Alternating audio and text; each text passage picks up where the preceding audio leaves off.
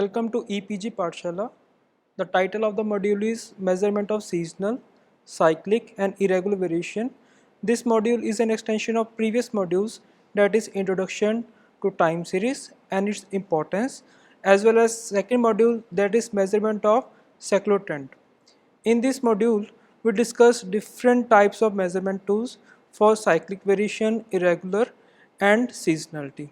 In this module, we discuss merits and demerits of these measurements, and at the last, we discuss what are the relevance of these methods in our life. Okay, let's start. Measurement of time series component means to identify the components, isolate the components and eliminate the components. The component of time series like seasonal, cyclic and irregular has already been discussed in other modules. In this module, first we will discuss methods of measurement for seasonal variation, as seasonal is a component of time series that prevails for a short time period.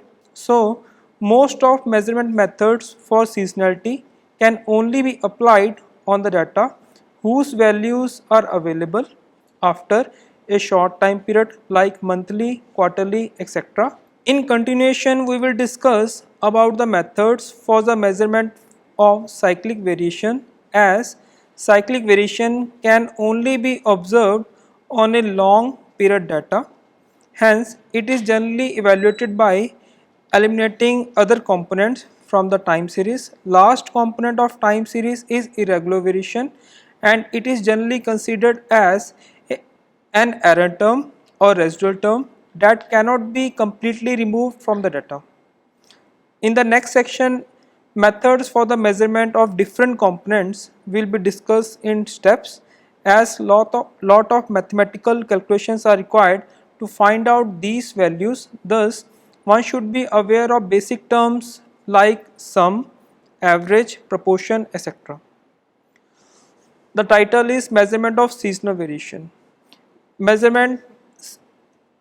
Seasonal variation occurs due to seasonal factors and man-made effect on the variable in any time series.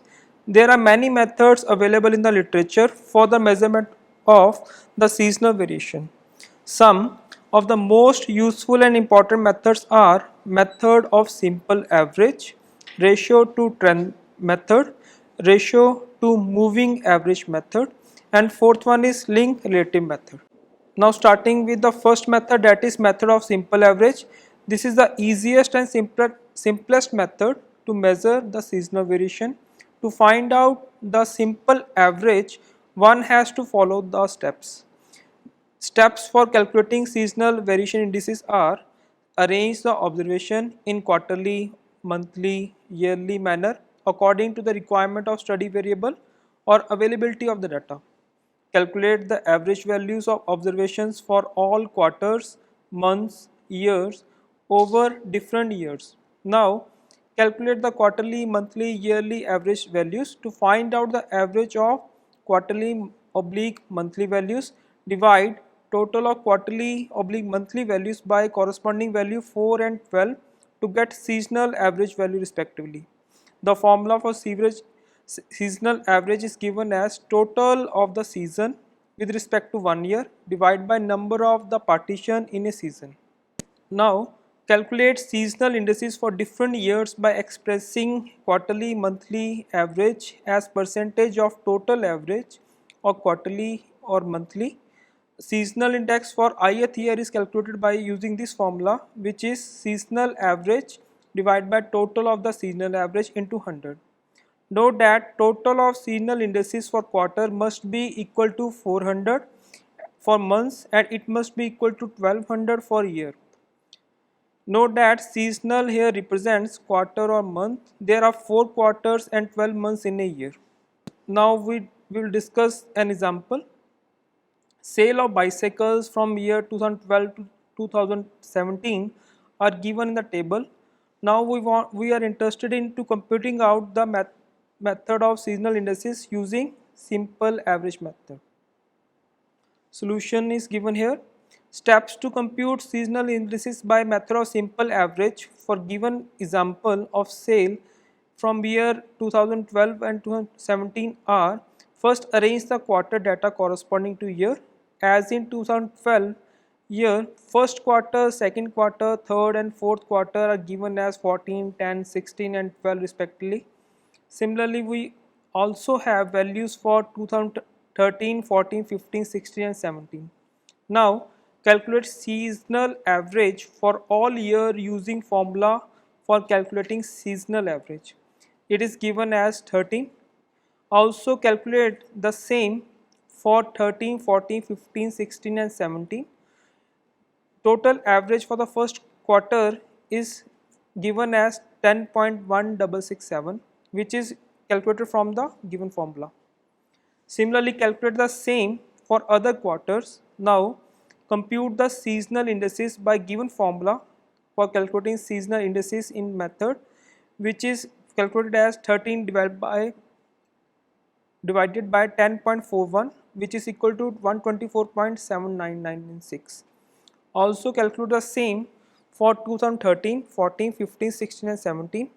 Now calculate total of seasonal indices by summing all seasonal indices for 13 and so on up to 17. It is equal to approximate 600.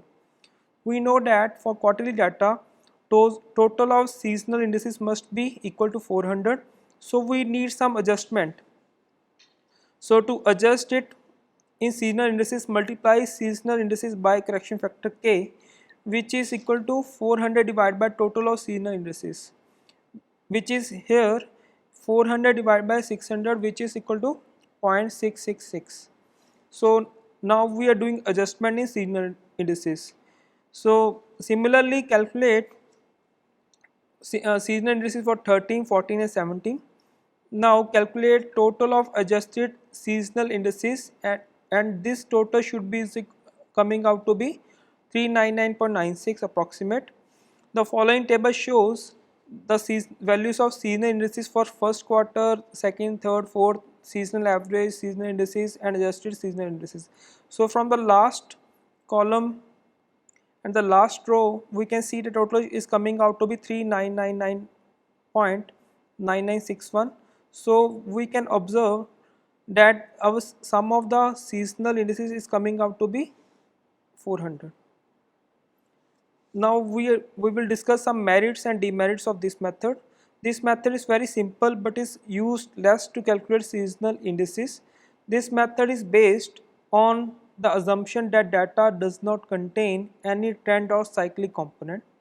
The major important factor by using this method is that irregular component eliminate by average seasonal indices that can be quarterly or monthly. This assumption is not really true in economic sector, hence this method cannot be used in all sectors in an efficient manner. Now coming out to be second method, that is ratio to trend method. Ratio to trend method is an improvement over the method of simple average. To calculate the seasonal indices by this method, one must has to follow some steps. The steps are: first, calculate the trend value by least square method. Method of least square was already discussed in the previous module, that is method measurement of secular trend. Then denote the data as a percentage of trend values. Assuming that the multiplicative model of the time series fits the data, then this modified data contains seasonal, cyclic and irregular component. For removing the cyclic and irregular component, one has to take average of all the quarters or month separately. Now the total of seasonal indices should be equal to 1200 for months and 400 for quarters. If this is not the case, then there is need to do some modification in the seasonal indices by multiplying it with the constant k. Now here we have the formula is given as k is equal to 1200 divided by total of seasonal indices for months, and k is equal to 400 divided by total of seasonal indices for quarter respectively. Now we again discuss an example of this method. Principle of commodity from year 13 to 17 are shown here. Apply ratio to trend method for computing seasonal indices. For computing seasonal indices by ratio to trend method, for the given example of a price of a commodity from year 2013 to 2017, first calculate trend value by using method of least square method for fitting a linear trend. Following we are given here a table that will help you to learn about the computation of linear trend value of by least square method. This table column show trend values.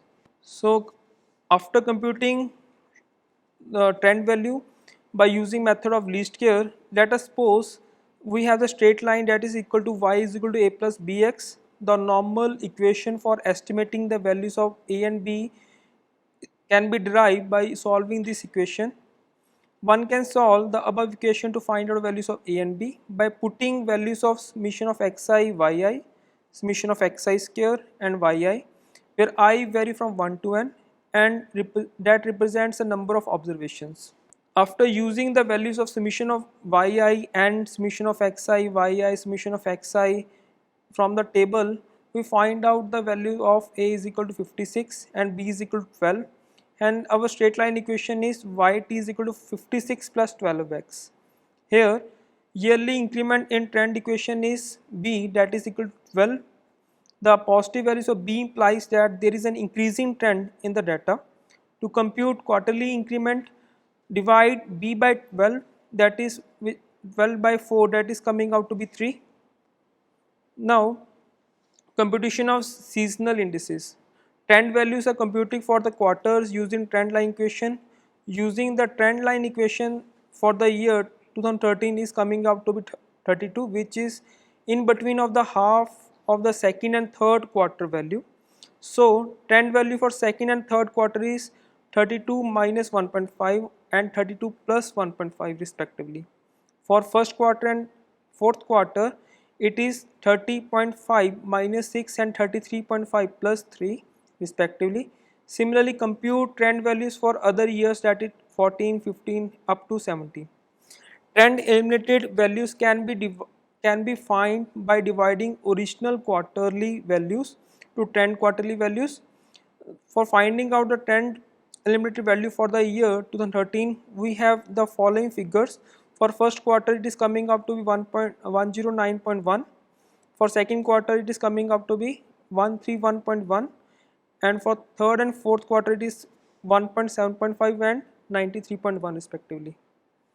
Similarly, one can find values for 2013, 14 up to 17. All these values have no trend that are known as seasonal indices. Compute average of seasonal indices and total of average of seasonal indices, which is coming out to be 403.08. Sum of average seasonal indices is greater than 400, so we need some adjustment here. For adjustment, multiply average seasonal indices by correction factor, which is coming up to be 0.9924. These new seasonal indices are known as adjusted seasonal indices, and sum of adjusted seasonal indices is coming up to be 400 for quarter data. So from the table you can see all the calculations here, where we solve all the values for all the quarters and average seasonal indices, adjusted seasonal indices by using the formula given above.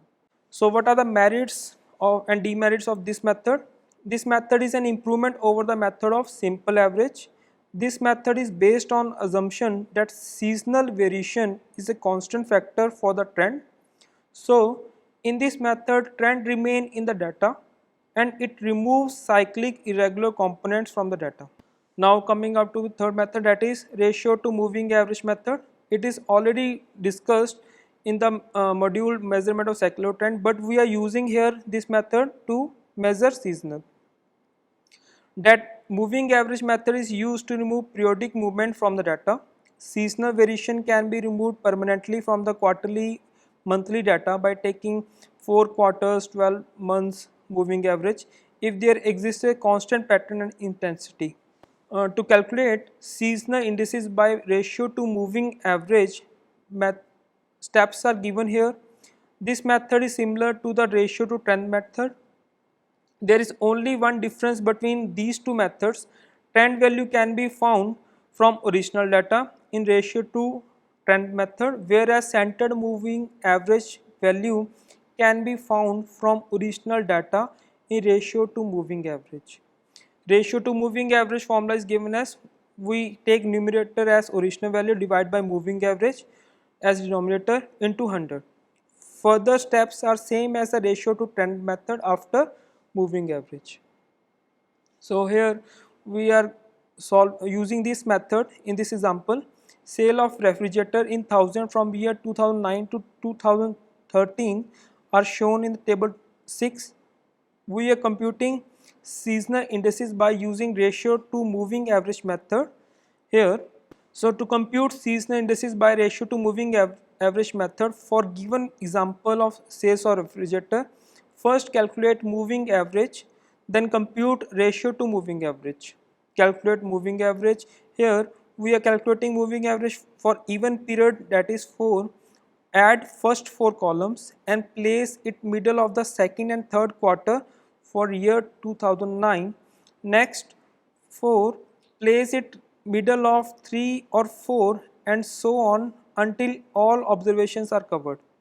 To do centering of these values, add first 2 values and place it middle of these 2 values. Suppose we add 138 and 124, place it in front of 3, and similarly other also can find out in a similar manner. Now take average of these two periodic moving table and divide it by 2. Sixth column of the following table shows 4 quarter moving average. Here we can see that using the previous method we can find out other values. Now ratio to moving average can be calculated by using the above formula. For ratio to moving average in this method, the ratio to moving average for third quarter for year 2009 is derived as 40 divided by 32.75 into 100, that is equal to 122.137. Similarly, one can find ratio to moving average values for other years. These values of ratio to moving average values are also known as seasonal indices. Sum of average seasonal indices is 401.06, which is greater than 400. There is need for adjustment is in seasonal indices because we have total that is coming out to be more than 400, so we require some adjustment here. So to do adjustment we have formula, that is 400 divided by 401.06, which is coming out to be 0.9973. For first quarter, adjusted seasonal indices is coming out to be 87.044. Solution is given here in the table. From above table we can see that sum of adjusted seasonal indices is 400. These are the seasonal indices for given example.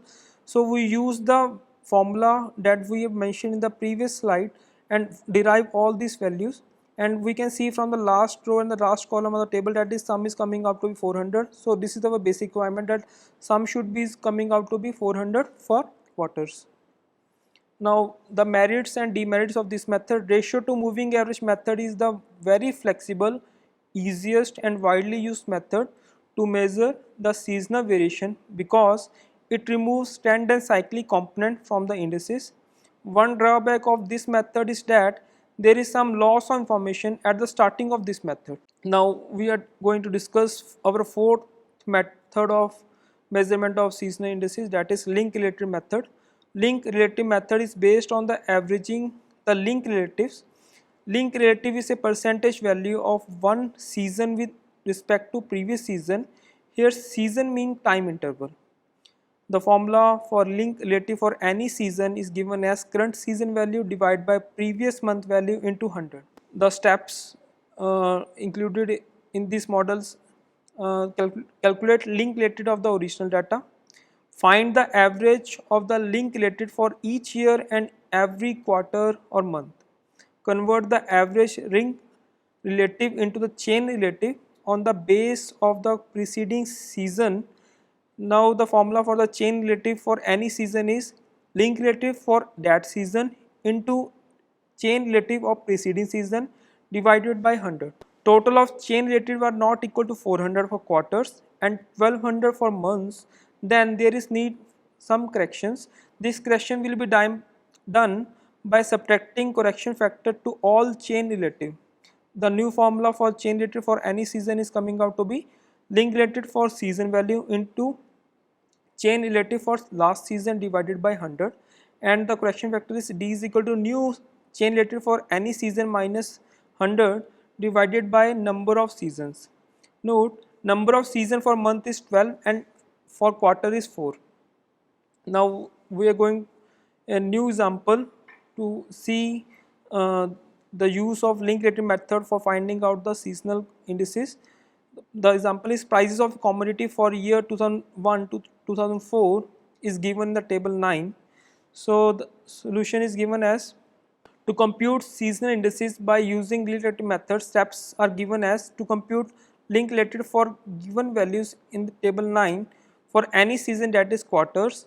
Starting with the first value, one cannot compute link relative for first observation because there is no value available preceding this value. So start with second value to compute link relative, then using first quarter value with respect to 2002 link relative, that is coming up to be 12 by 20 into 100. From the table you can see these values easily, and we compute the first value for link relative for 2002 is 60, then using second quarter value with respect to 2003, which is coming out to be 191.666. Similarly, one can find link relative for other values till all values are covered. After finding link relative for all values, take quarterly average of link relatives. These values are denoted as average link relative. Now convert average link relative into chain relatives by using the formula given in the theory, which is first chain relative is always equal to 100, second relative for second semester, which is coming out to be 85.2970 by using the formula. Third chain relative for third quarter is derived as 107.255, and for the fourth year chain relative value is given as 112.717. Now add all chain relative and show that the total should be coming out to be 400. As the total of chain relative is coming out to be 404.271, there is need for adjustment. This adjustment can be done by subtracting correction factor D from all chain relatives. Then new chain relative for any season is derived by using the formula, and it is coming out to 132.576, and the correction factor is given as 8.11144. Adjusted chain relative for first quarter is 100. Adjusted chain relative for second quarter is 77.15305, and for third quarter is 90.9679. For fourth quarter is 87.2859. So take average of all adjusted chain relative to compute seasonal indices, and average of adjusted chain relatives, which is coming out to be 88.8514, that is derived by summing all the values, that is 100 plus 77.15305 plus 90 plus 90.967 plus 87.2859 and divided by 4. Seasonal indices can be calculated by using formula of seasonal indices. Seasonal indices for first quarter, which is equal to adjusted chain relative divided by average of adjusted chain relative into 100, and which is coming out to be 100 divided by 88.8514 into 100, so which is coming out to 122.547. For second quarter it is coming out to be 86.8334. Similarly, one can find these values for third and fourth quarter respectively. So from the table you can see we have years that is represented in the first column, first quarter, second quarter, third quarter values we have given with us, and we find out the link relative values for first quarter, second quarter, third quarter and fourth quarter using the formula. But from the total you can see in the second last column chain relative value is not coming out to be equal to 400, so we need an factor of adjustment. So after adjusting the factor, the sum of total season indices is coming out to be 400. So this method is used for the measurement of season indices. Now coming out to the merits and demerits of this method. Link relative are more complicated as compared to ratio to moving average method, but these two methods are based on the same assumptions and also have same results. The major benefit of this method over the ratio to moving average is due to less loss of information as compared to ratio to moving average method. This is the main reason that ratio to moving average method is widely used method in practice. Now coming out to the section that is deseasonalization. Deseasonalization is mostly used to remove the effect of seasonality in the study variable. It is also helpful for the interpretation of the data. Assuming multiplicative model, deseasonalization can be done by divide trend value to the seasonal value. Deseasonalization for the multiplicative model is given as y divided by s, which is coming out to be t into c into s into y divided by s, and the output is t into c into y. Deseasonalization for additive model is y minus s, which is coming out to t plus c plus I, where t represents trend, c represents cyclic, s represents seasonality, and I represent irregular. Hence, one can leave with trend, cyclic, irregular component the data after deseasonalization. Now we are coming to the next section, that is measurement of cyclic variation. Cyclic variation exists in the data when tendency of the data increasing or decreasing in a given period, but time period is not fixed for cyclic variation. Residual method is most commonly used for measuring the cyclic variation. For measurement of cyclic variation, first calculate seasonal and trend component, then remove seasonal, trend component, irregular component. Irregular component is just like an error term, like the previous knowledge which cannot be directly eliminated. To eliminate irregular component, moving average method is used. This method of elimination of the irregular component is known as smoothing of irregular component.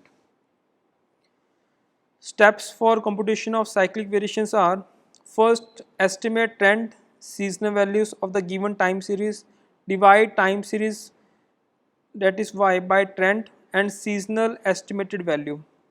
So we get the seasonal component and random component. Now eliminate random component from second step by using moving average of 3 or 5 month period and get cyclic component. There are some other methods that are available in the literature, but we are only here discuss two methods, that is reference of cyclic analysis method, direct percentage variation method. Third one is fitting of sine function method or harmonic analysis. Measurement of irregular component. Irregular component is the last component, also known as error term of the time series, and error term cannot be eliminated fully from any time series because this happens due to natural forces. There are no method available to measure this component in literature, but this component can be removed little bit by averaging of the indices. If there is multiplicative method of time series, then it can be removed by dividing all other components to the irregular components. If there is additive model, then it can be removed by subtracting all components from their regular component. Friends, we already discussed the measure of seasonal indices, irregularity and cyclic variation. Now we discuss about the summary of this module. In this module, we first discuss 4 methods for measurement of seasonal indices, then deseasonalization, then irregular component, and then cyclic component. Hope I discuss everything in very precise manner. Hope you enjoy it.